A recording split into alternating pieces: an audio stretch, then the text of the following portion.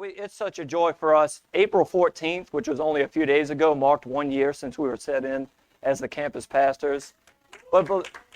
Yeah, I can't believe it's been a year. It's unbelievable. And this is actually our first Easter together, which it's funny how that worked out on the calendar. It's been a year, but this is the first Easter. So I just felt like there was something special that the way God arranged for today, for us to all be together and us to be with you, God wants to do something special in this place this morning. I don't know, she mentioned, some people come out for the holiday, and I understand that. Some people come because loved ones invited them and whatnot. But regardless of the reason that you came, it's not too late for you to make a shift toward the Lord and say, you know what, God, I'm here now, and I'm going to open my ears to hear what you would want to say to my heart.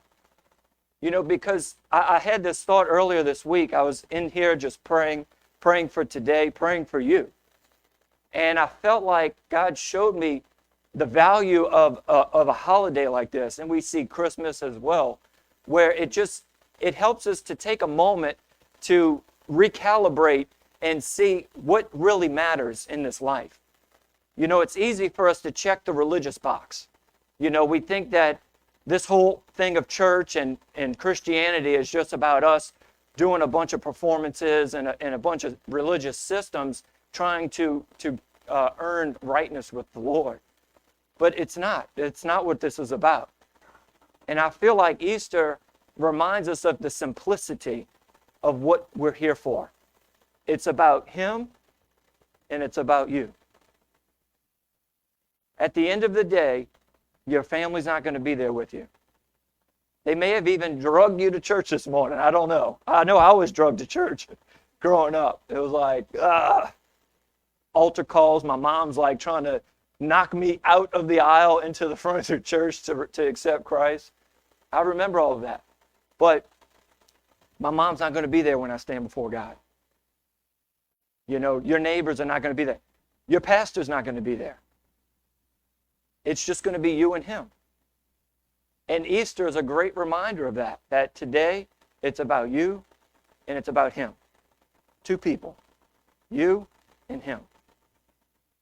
And some of you are in here this morning, and if you struggled like I did, it was a hard thing to really know that He was real, that He was here, that I could actually connect with Him on a personal level. And you might be in here, you're in a situation in your life right now where you need to know. You need to know that you know. It's not enough to hear me say it. It's not enough to hear one of your loved ones say it. You need to know for yourself. I need something real to stand on. Because guess what? I'm pulling for straws, and I'm coming up empty-handed in this life. And I want to encourage you today that you can know that He's real. And it starts with me telling you that He's real, but it finishes with you giving Him a chance to show you that He's real. If you don't let Him in, all of these words are for nothing. If you let Him in, then He can really show you how real He actually is. And that's the title of today's message on this Easter 2025. We made it, y'all. We are Easter 2025. I can't believe it's 2025. I used to think of 2025 like the future. For sure we would be flying around in cars by then. You know what I mean? But here we are, y'all. It's April, 20th. And what's unique about this date is that this is the date, or a couple days later, April 22nd, 2006, when I came to Christ. So this is a special time of the year for me personally. So when we talk about Jesus is real, first, we have to all acknowledge this, and it doesn't matter who you are or where you are in the world. Nobody will debate with you that Jesus is real. No atheist will debate that with you. No agnostic will debate that with you. No Muslim will debate that with you. They will all acknowledge that Jesus is real, that He really walked this earth, that He really was a great teacher, that He really performed miracles. But what they disagree on, and why we're here today, is because of what happened after He was crucified. They will all acknowledge he was crucified, that he actually hung on a cross. But what they'll try to discourage is that he actually rose from the dead. And yet we have in this book right here, so wonderfully preserved for us, over 500 witnesses, eyewitnesses to Christ after he resurrected from the dead. We have people who dedicated their lives, even gave their lives, to preserve their eyewitness accounts and to stand by that testimony that Jesus did what he did while he was on earth, but then he conquered the grave. He actually rose from the grave. And this is why it's so important, because his resurrection confirms his identity as the Son of God, as God in the flesh. That's the part that everybody who's not a Christian wants to discourage us from believing, from accepting as truth. They won't argue that he was here. They won't argue what he did. And they won't argue that he died. But they'll argue who he is. Oh, he's a great teacher. He's just a good person. A religion. No. He's way more than all of those things. He was God in the flesh. Colossians 1:15, it's not on your screen, but it says, the Apostle Paul says that Christ was the visible image of an invisible God. That God revealed himself to the world through the man, his Son, Jesus Christ. And what we get to see, because we got to see him, we got to talk to him, we got to see what he did and hear what he said, we get to know more about God. And we got to see how God interacts with us, with humanity. It's not an idea. It's not a guess. We actually got to see God interact with mankind, have conversations with us, touch us, be in our lives. It's a fascinating thing. So for me, personally, I came to know Jesus as real in 2006. I was at a point in my life that my car broke down, was wrecked because I was a bum and I didn't take care of anything. And I drove crazy. I didn't have any money, so I couldn't go get a new car. I couldn't get to work because I didn't have my car. And I was living in down the road Violet in Katrina Wasteland. This was after Katrina. And I'm way out of the way. I can't get a ride. That ain't happening. And I'm about to lose my job because I can't get to work. And I have no money. And if you can just see, some of y'all can relate. It's like a downward spiral that you can't seem to find a way out. It's like, well, I got to have money to get a car, and I have to have a car to get to work, but I can't get to work, so I can't get the money. And I got my little FEMA check, but I burned through that on 4/20, 2006.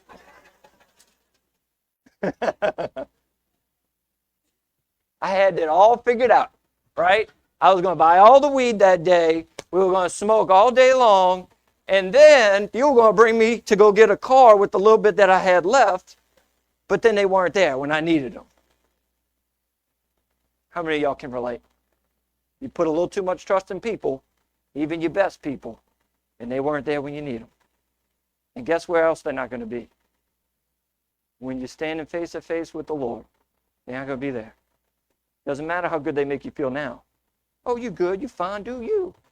You ain't got to do this, you ain't got to do that. Do you. That's all feels nice now. Like, yeah, okay, I bought myself some more time before I need to make a change or let Jesus in. But that time's going to run out. And it ran out for me. But I didn't wait till I breathed my last breath. I felt like I came to the end of my road. I went as far as I could go. And then I got humbled. And I asked the Lord, okay, hear me if you can imagine me on this. I had felt like I was running from him. And I could sense him calling me to come home. And I realized, what am I actually running from? It's just love. I have nothing to give him, to offer him. He can't get nothing out of me. I got nothing that he could take. And I had burned every bridge, humanly speaking. So anyway, But I realized, deep in my heart, I had broke, and I was hungry to be with him. I wanted the relationship. But I realized I have a whole life of just sin and just nasty. Like, none of this can come with me if I'm going to come be with you. And I wanted to be with him, but I had all of this life of problems that I couldn't figure out how I was going to get to him. How is this going to actually work? But I knew this. I came to my senses, and I think God helped me to see this. All you got to do is come. Can you just say yes? Well, yeah, I can do that. So that's what I did. I just started by saying yes. I'm sorry. I'm wrong. I need you. Will you come? Will you forgive me? Will you wash me clean? And guess what he did? In that moment, to this day, it seemed like my FEMA trailer, which is where I was on the verge of being homeless, actually. I didn't tell you that part. But it was like my FEMA trailer, the roof was peeled back, and this bucket of water was just dumped into my room. And I could just sense him washing over me and washing me clean. And I could even see that in the prodigal son story. When the son was a far way off, the father ran to him, fell on him, hugged him, and kissed him. And I felt like what I was experiencing was that him falling on me, hugging me, kissing me. Just so happy to have Lee home. And Lee, y'all remember, was still a big pile of mess. There was nothing to bring him, nothing, a whole bunch of stuff to get rid of, to be free of. It was a mess. I was a mess.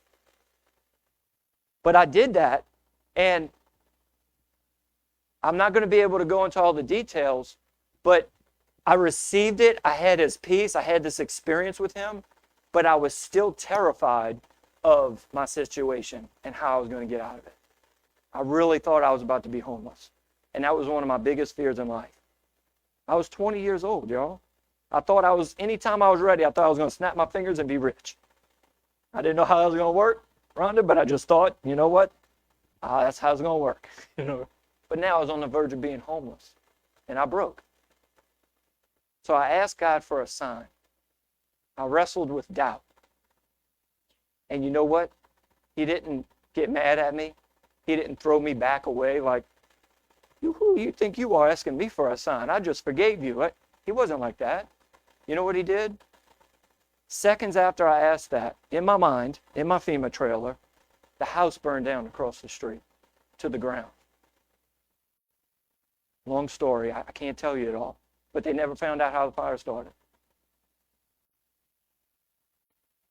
He wants to be real in your life. He became real in my life that day. And here I am 19 years later. And he is more real today in my life than he was in 2006.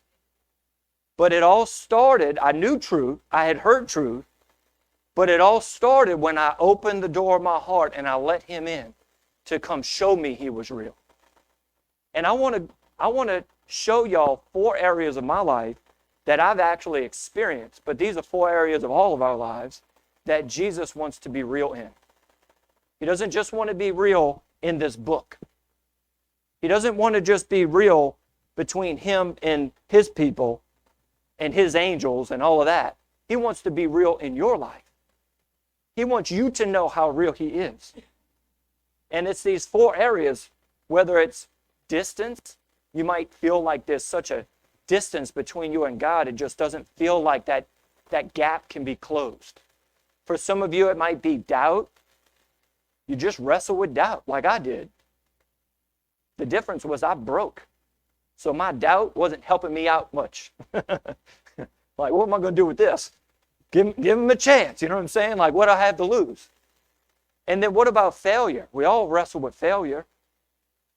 He's real in that. And lastly, we're going to talk about pain.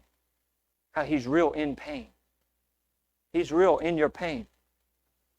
So let's look at this. Real and distance. Yo, there's so many people, and I totally understand it. And I still, at times, will feel these feelings. They feel like God is so distant and unrelatable. You know? And a part of that is the lack of him being real in their life. And they've never tasted him before. They never experienced it before. How can you know that you like sushi if you never tried sushi? I found out I like sushi once I tried sushi. Otherwise, that could have been my favorite food. If I never tried it in my life, I'd have never found out. I'd have been settling for less. But we all at times feel like there's a chasm in between us and God. But I'm here to tell you today that he's much closer than you think. He's much closer than you think. I want to illustrate this with a story of two disciples of Jesus on the road to Emmaus. This was after the resurrection of Christ. And I want to tell you all this. This is so cool. Of the the first three examples that we're going to pull from the scriptures occurred after the resurrection of Jesus. He has already proven to the whole world who he is. And we're seeing God interact with people. So I'm going to summarize a story and then we're going to read a portion of it. But these two disciples had witnessed Jesus be crucified. And they had put all of their hope that he must be the Messiah. But then their hopes were dashed when he actually died. They really thought, this is it. He's going to set us free from Rome. We're under Roman captivity. You know, he's going to deliver his people. And now he's dead. And so they're walking from Jerusalem to Emmaus, which is where they lived, and it was about 7 miles. And as they're walking along, guess who shows up? Jesus. But they didn't recognize him. So he joins them on their 7-mile walk. And he plays dumb. This is great, y'all. This is like real life stuff. He plays dumb. And he wants to know, why are y'all so upset? What's going on? And they say, you must be the only person in Jerusalem that didn't hear about all of the events that happened. He's like, no, tell me about it. So they begin to tell him, and then he begins to walk them through the scriptures of the prophets, of the law of Moses, and begins to illustrate to them why the Messiah must have suffered and died before he could do what he was going to do. And then they arrived to Emmaus. They arrived to their home. And Jesus, again, playing dumb. I love the reality of it. It's not perfectly scripted. Jesus was going to keep walking. But they say, wait, don't keep walking. You know, it's about to be dark. Come stay with us. And this is where we're going to pick it up. Luke 24:30 through 32. As they sat down to eat, this is the two disciples and Jesus. They still don't know who he is. He took the bread and blessed it. Then he broke it and gave it to them. Suddenly their eyes were opened and they recognized him. And at that moment, he disappeared. They said to each other, I love this scripture, didn't our hearts burn within us as he talked with us on the road and explained the scriptures to us? Didn't our hearts burn? That's an indicator. My heart was burning in 2006. That's an indicator. That's the Lord knocking on the door of your heart, saying, will you let me come in? Will you let me show you that I'm real? And your heart's burning. Their hearts were burning. Even though their eyes were still closed. They didn't know who was talking to them. They didn't recognize him. The very man that they followed for all of these years, the same man that was nailed to the cross, the same man that they hoped was their Messiah, was walking with them and teaching them again. And they did not perceive it. They did not recognize him. I'm telling you right now, I don't know if it's every day, but it's often that Jesus is talking to you and you do not recognize him. You do not perceive it. He's literally, for some of you in here, I'm telling you the truth, he's walking with you and talking with you, and you're not picking it up. You don't see it. And I'm praying today that your eyes would be opened, that you can see who it is that's talking to you. And I'm telling you the indicator, your heart is burning in you. Open your eyes. When you sense your heart is burning in you, open your eyes. Give him a chance. Let him in. Because how many of us had grandma, mama, daddy, husband, wife, co-worker, neighbor, cousin, that there was those moments that our hearts were burning in us. I can tell you my story. Me and my mom, oh my goodness. That woman would kill me. I'm just trying to have fun. I'm just trying to party. I'm just trying to do my thing. And she got my heart burning inside of me. Like I can't be having this heartburn thing going on inside of me. I'm trying to go have fun. And you got me crying. Now I got to go get more loaded and more drunk so I can actually have fun.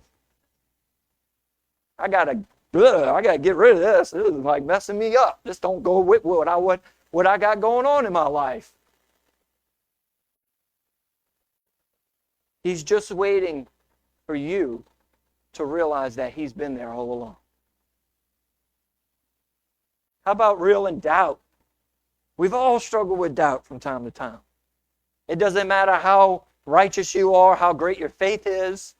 And I am not bragging, but the Lord has equipped me with great faith. And the reason that I know that is because I believe things that even like my people, my wife, she thinks I'm silly sometimes because I'm believing things that are not seen yet. You know what I mean?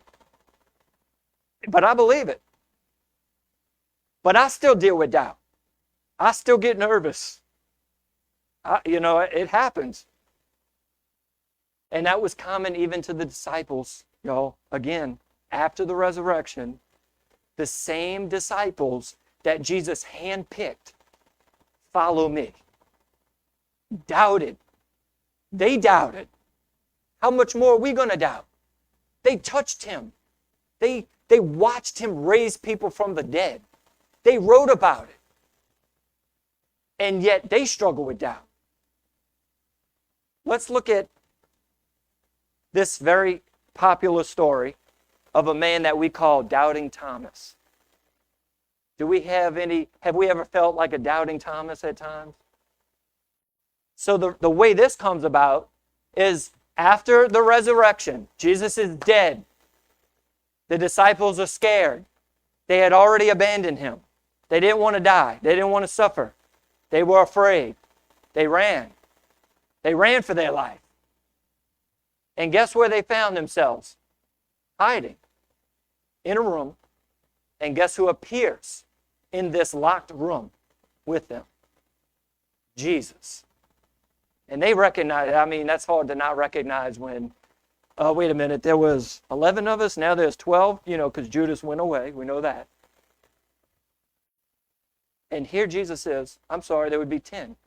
Why do I know that? Thomas wasn't there. So they see him. They see his resurrected body. They see the scars in his hands and in his side where they pierced him. Thomas isn't there. So they tell Thomas about it. And what's Thomas's response? I won't believe that. I'm not believing that. You can almost say like the audacity that he had. He said, I won't believe it until I put my fingers in the wounds of his hands and my hand in his side. That was one of his disciples, y'all. So, a few days later, I ain't gonna pull it up. A few days later, I think it may have been 8 days, I'm not sure. The same scenario is set up, except this time Thomas is with them. And then Jesus appears again. Y'all think this is a coincidence? That there's two separate events like this? Thomas isn't in this one, now he's in this one, and he's the center focus of the story. This is for us. This is for those of us who doubt. This is to help us. This is for Jesus to be real in our doubt. So Jesus appears again. Now Thomas is here. And Jesus says this. He said, Thomas, John 20, 27 through 29. Then he said to Thomas, put your finger here and look at my hands. Put your hand in the wound in my side. Don't be faithless any longer. Believe. This is Thomas, y'all. My Lord and my God. Thomas exclaimed. Then Jesus told him, you believe because you have seen me. Blessed are those who believe without seeing me. See this? I love this. This is so, this is my Savior. This is my King, okay? This was the Jesus that met me in my FEMA trailer in 2006 when I was struggling with doubt. When he had just forgiven me, a 20-year-old punk who didn't deserve $1. He washed me clean of my sin. And after that, I asked him for a sign. The audacity. Who do you think you are, boy? You just felt this peace and me washing over you, and now you're asking me for a sign? Boy, get out of here. Get back in that world. You ain't beat up enough. You need to go get beat up more and come more to your senses. Thomas, who do you think you are? You want to touch my wounds? How insulting. Jesus didn't do that. What did Jesus do? Here, Thomas. This is for you. Here, Thomas. This is for you. Don't be faithless any longer. I'm going to help you. You're struggling in your doubt. I'm going to help you. I was struggling in my doubt. I needed something real. My life was a mess. I couldn't settle for any feel-good love story. I needed real help. And I was honest with God. I said, I need help. I said, if you could just give me a little sign. And I was not playing hard to get with God. I said, I would take anything. If you just gave me a random phone call tomorrow, I'll take it. That you're helping me. And he one-upped me on that. I'm telling y'all, the house burned down across the street. 2 houses over, across the street. It was so hot, I couldn't stand in my front yard. I was down the street. I was the one that called 911. I was the one pulling propane tanks off the trailers. I was the one watching 8 fire trucks up and down my street, trying to prevent it from going house to house at 3 o'clock in the morning. I am never awake on a Sunday night at 3 o'clock in the morning. So that would be Monday morning, because I would normally always have work. But guess who didn't have work? Because he didn't have a ride. Guess who was awake, praying to God? Guess who was alert? When I heard a noise outside. And it took me hours, actually, after that to even come to my senses and have the thought, was that my sign?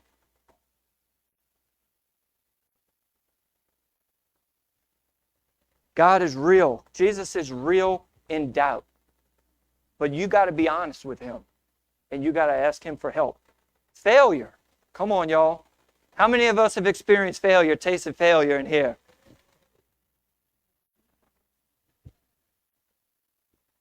Look, and that's the truth. Everybody has tasted failure. And guess what? I hate to break it to you. You're going to taste it again. Unless today's your last day, maybe you got a small enough window you don't experience any extra failure before you leave this earth. So that's like bittersweet news, you know what I mean? Hey, I'm going to live longer, but I'm going to experience more failure. Guess who else failed miserably? Peter. Come on, we all know about Peter. Saint Peter, you know, like the founder of the church. The one that Jesus said, upon this rock, I will build my church, and the gates of hell will not prevail against it. The Saint Peter. The one who walked on water, by the way. There's only 2 people that walked on water that has ever been recorded in history. Jesus, God, and Peter.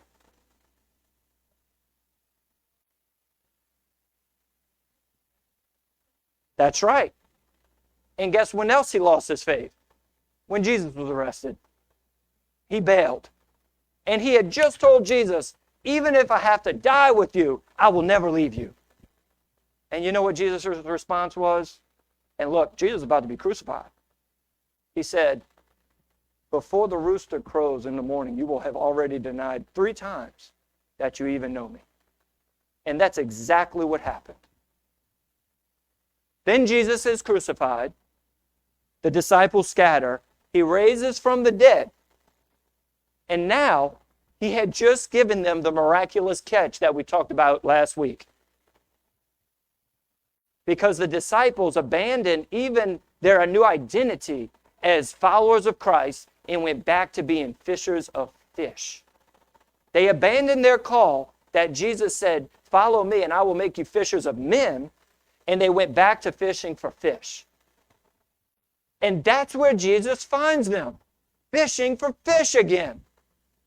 3.5 years earlier, I did the same miraculous catch, and I called you out of a life of fishing for fish, which is so meaningless, and I called you to follow me, and I would make you a fisher of men, and then I die, I leave for a couple days, and you already abandoned me, and you're back fishing for fish.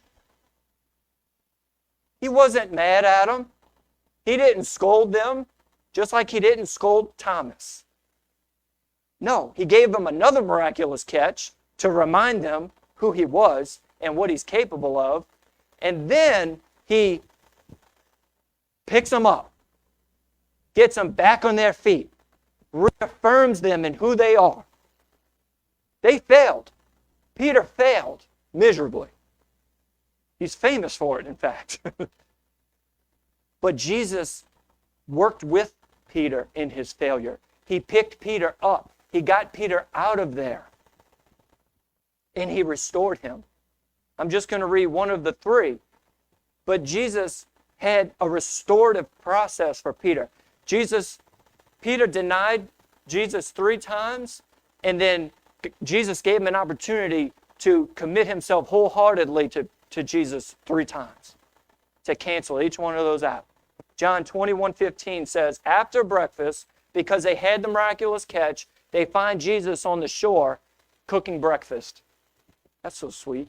Wouldn't y'all love a breakfast that Jesus cooked for you? And after breakfast, Jesus asked Simon Peter, Simon, son of John, do you love me more than these? Yes, Lord, Peter replied. You know I love you. Then feed my lambs, Jesus told him.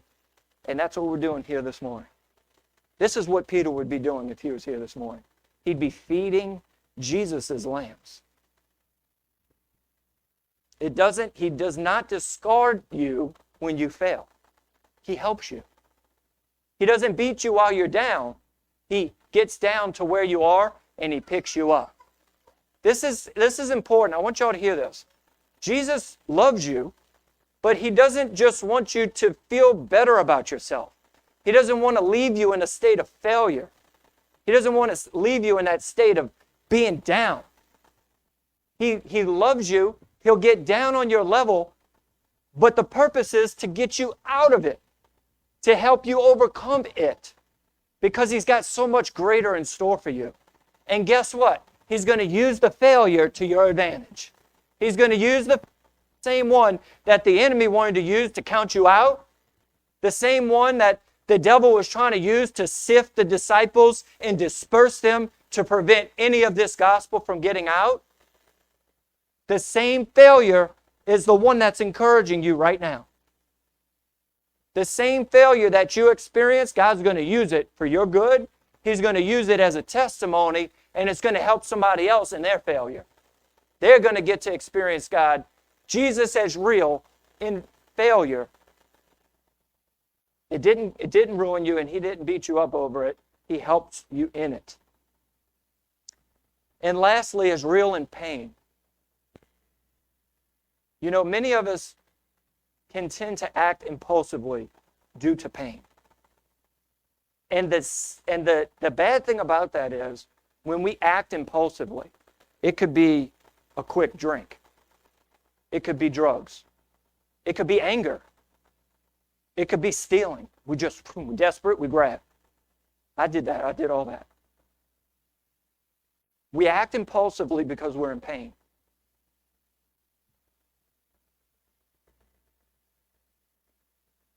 But that impulsive behavior is destructive. It hurts you. But pain is real. So how do we cope with pain and not be impulsive and not destroy our lives? We go to Jesus. We go to Him because, for one, I'm telling you this, you can trust Him. You can trust your heart with Him. He will never leave you nor forsake you, the Bible says. He knows everything that there is to know about you. He knows everything that you've done. He knows all of your failure. He knows all of the ways that you were harmed. Whether it was self-inflicted or someone else inflicted it on you. And He knows the depth of pain that you're in or that you've experienced.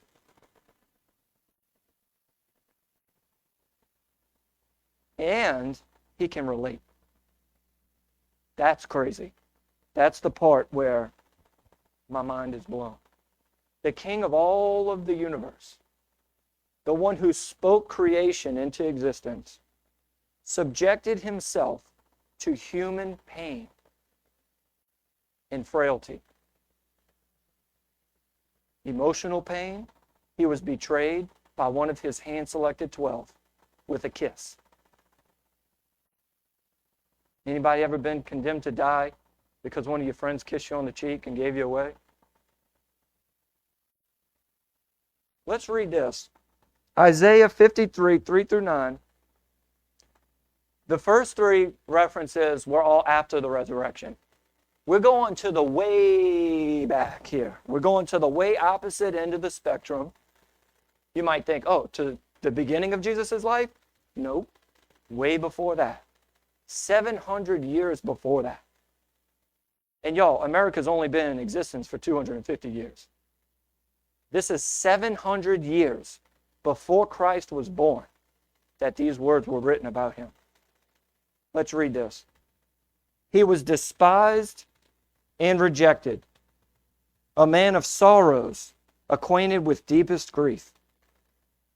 We turned our backs on Him and looked the other way. He was despised and we did not care. Y'all ready? Looking at this cross. Yet it was our weaknesses that He carried. It was our sorrows that weighed Him down. And we thought His troubles were a punishment from God, a punishment for His own sins. But He was pierced for our rebellion. He was crushed for our sins. He was beaten so we could be whole. He was whipped so we could be healed. All of us like sheep have strayed away. We have left God's paths to follow our own. Yet, the Lord laid on Him the sins of us all. He was oppressed and treated harshly, yet He never said a word. He was led like a lamb to the slaughter, and as a sheep is silent before the shearers, He did not open His mouth. Unjustly condemned, He was led away. No one cared that He died without descendants, that His life was cut in midstream, but He was struck down for the rebellion of my people. He had done no wrong and had never deceived anyone, but He was buried like a criminal. He was put in a rich man's grave, in that tomb. 700 years before Jesus came. It says that He was acquainted with deepest grief. That was on purpose. There's no pain that you and I can ever experience on this earth, in this life, that He didn't experience for Himself. Why? Why would He do that? Couldn't He have died quickly and in the shadows, like something obscure and not drawn out and painful and all this beard ripped out of his face, and the scourging with the cat of nine tails that ripped the flesh off of his skeleton. Punched, blindfolded, punched in the face. Prophesy to us, Messiah. Who hit you that time? Spitting in his face. The King of the universe that spoke all of creation into existence said yes to that. Said yes to the torture. Said yes to the pain. Let me tell you what would have happened the moment he would have not said yes. The entire Roman army couldn't have driven one nail through his hand. All he had to do was hesitate and not say yes to that.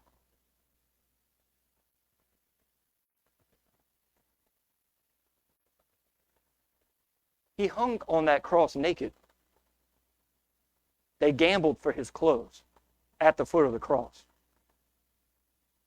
He was humiliated. I had a dream last night. Y'all going to think this is so funny, and I was not planning on saying this. But just talking about humiliation, Rachel's like, please don't do it. I just, I like to flow every now and then. You know what I mean? I like to get off track. But it was last night. I had a dream last night. So I'm very comfortable with my baldness, just so y'all know. It's a wonderful thing. I've saved so much money on haircuts. Look, Dontrell's like, stop it. Please don't do it now.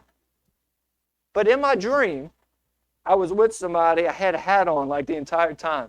And every now and then I do get a little bit nervous. If somebody's only known me with a hat on and then I take my hat off and they're like, whoa, you ain't got no hair up there. I'm like, yeah, I fooled you. I had a little bit on the sides there, you know what I'm saying? So in my dream, somebody pulled my hat off, like messing with me or something. And I was so embarrassed. I was humiliated. And that was painful. And I actually had it by the throat. I didn't even know I was capable of that. That's crazy, huh? Your pastor had somebody by the throat in my dream last night. And now I'm talking about like the love and forgiveness of Jesus, and he's so real in our lives. But look, hey, man, you know what I'm saying? Don't pull my hat off, and we ain't got those problems, you know what I'm saying? All joking aside, y'all. All joking aside. Y'all, we have all felt humiliation. Oh, man, you want to crawl under a rock. I want to disappear. I don't want to be around people. Jesus was nailed to the cross, butt naked. And the Bible says that you could hardly tell he was even human. It was just flesh nailed up on a piece of wood to dry out, to die. He was alive, still. He was acquainted with deepest grief. And this is why. Because he doesn't want you to be impulsive in your pain. He doesn't want you to spiral downhill because you were hurt. He wants you to bring that pain to him. And he can relate to your pain. He has empathy for what you're feeling. Like, I felt that. I'm so sorry that you're feeling this. This world's messed up. It's broken. Sin has made these people wicked. And I'm so sorry that you're feeling this. But I felt it too. And I want to help you. Will you bring your pain to me? Will you let me soothe your pain? Will you let me be your comforter and heal you? So that way you're not acting impulsively and destroying your life. We're actually getting healed and we're moving forward, and I'm going to use it for good. I promise you. I'm going to use that pain. I'm going to use what they did to you, and I'm going to use it for your good. I promise you. Will you let me in? Will you give me a chance to do that in your life? Will you let me come be real in your pain?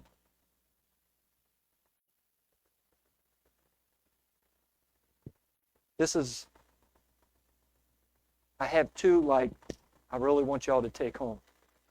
First is this.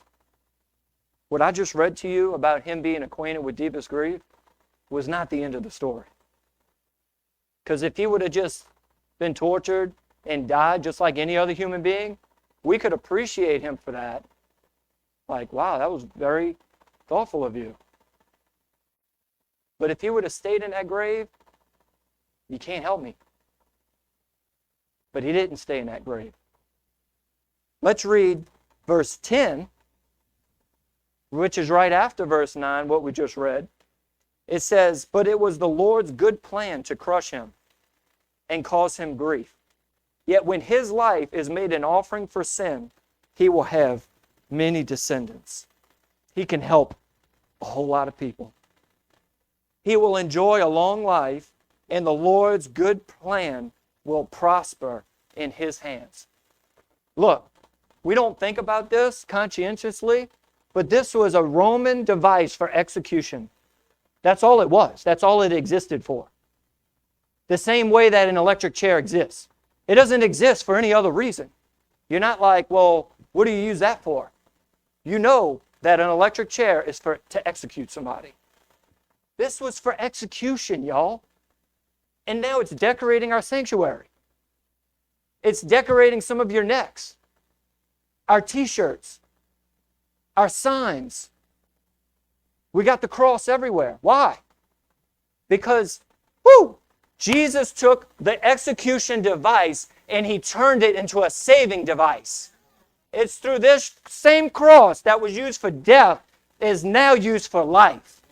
And that's the same cross that we each come to right here in this place, every single one of us at some point in our life, and we surrender our life on this same cross that he died on. We say, Jesus, you died, I'm coming with you. I'm not running. I'm not avoiding. I'm coming with you. And I'm going to die too. You know why? Because you rose from the dead, you can raise me from the dead.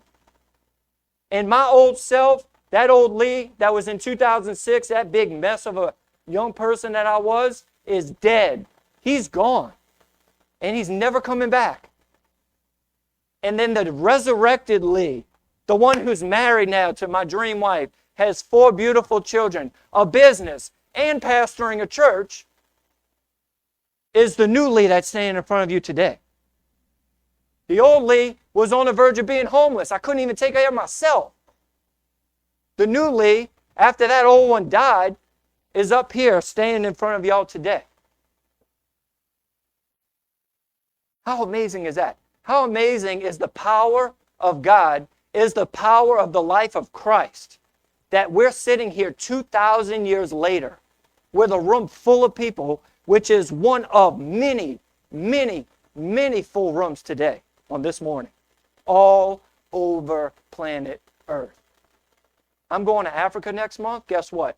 Those churches are packed right now, doing what we're doing right here, right now.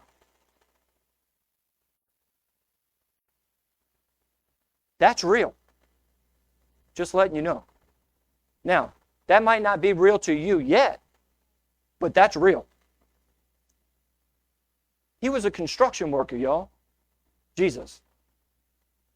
There's another portion, I didn't even read it, verse 2. It says, there was nothing beautiful or majestic about his appearance, nothing to attract us to him. He didn't come in on gold elephants and Prince Ali, mighty is he, Alibaba, Aladdin, if any of y'all know Aladdin. That was the first movie I've ever seen in theaters, so it kind of stuck with me.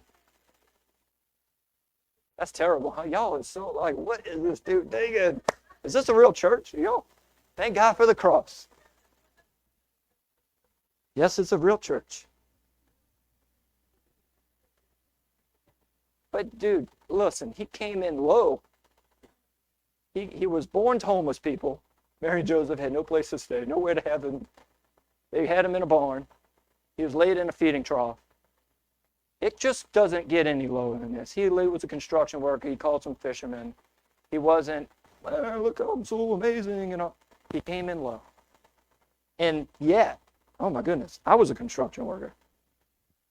You telling me we're talking about a construction worker from 2,000 years ago from the other side of planet Earth, different language, culture, all of that, and we're filling this room up this morning because of that guy?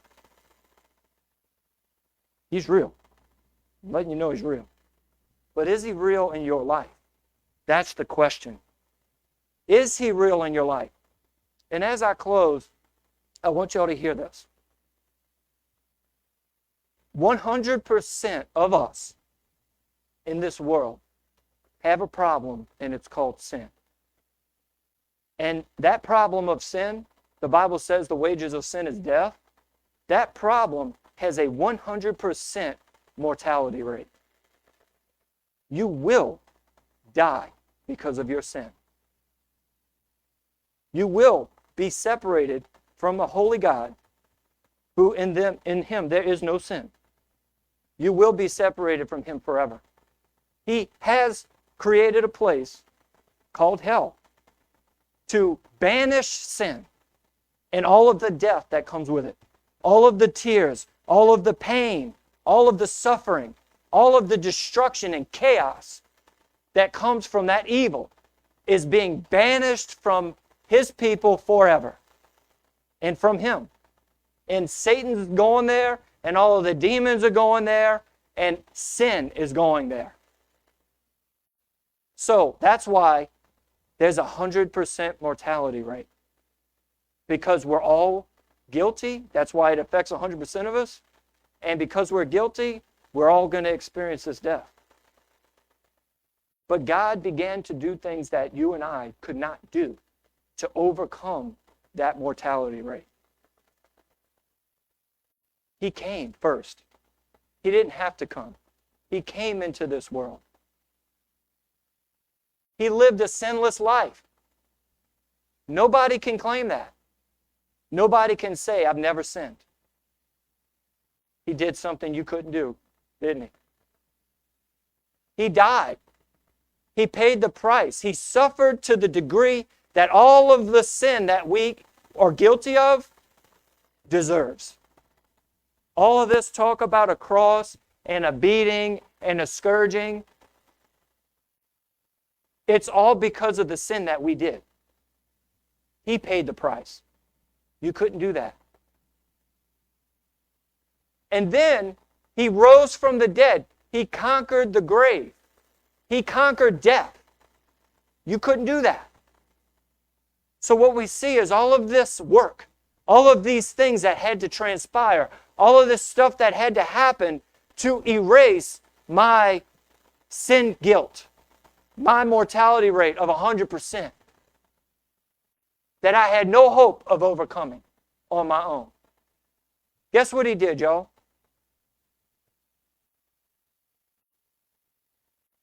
He did 99% of the work for your forgiveness, for you to be forgiven and scot-free of your guilt. 99%. Well, that's not 100%. The 1% is up to us. The 1% is, will you let him in? The 1% is, will you say yes? Would you bow your head with me this morning?